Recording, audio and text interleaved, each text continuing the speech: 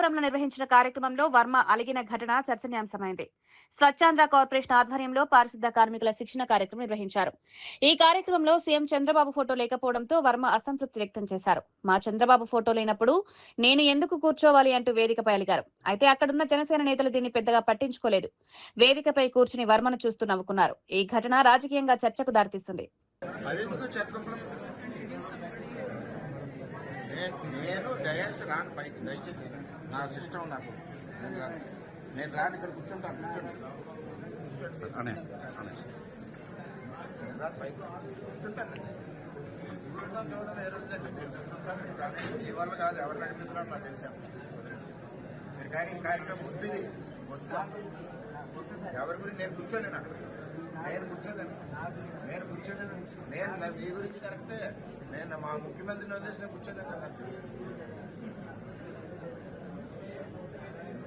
లేకపోయినా విధానం కరెక్ట్ కాదు. సార్ మీరు వెళ్ళండి, కానీ సరి చేసుకుంటే కానీ ముందు చెప్పండి. మొత్తం కానీ మొదటి